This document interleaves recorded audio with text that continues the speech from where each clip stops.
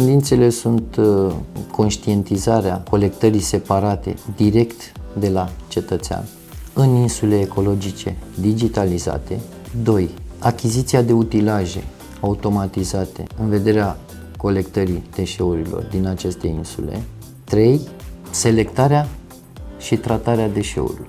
Toate aceste lucruri vor duce la o scădere substanțială a costurilor de operare, vor conduce la o diminuare a poluării atmosferice, iar lucrurile astea ce ne pot da decât o viață mai bună, atât nouă cât și copiilor noștri.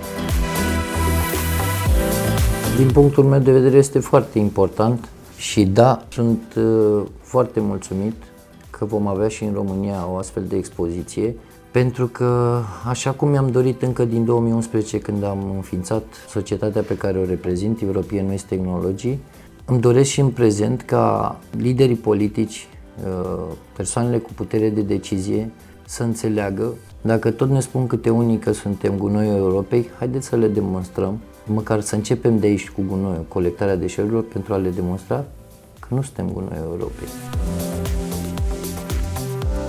Și atunci cred că este o oportunitate foarte mare pentru România, această expoziție, să aducem ceea ce Nord Engineering produce de peste 22-23 de ani.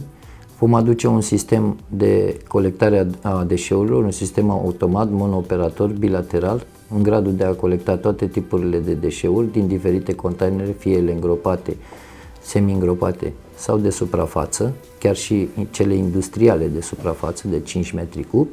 Vom aduce două tipuri de utilaje, un utilaj cu propulsie pe combustibil lichid și sper eu să reușesc să aduc și un utilaj care a fost prezentat inclusiv la celelalte târguri din Europa, un utilaj complet electric.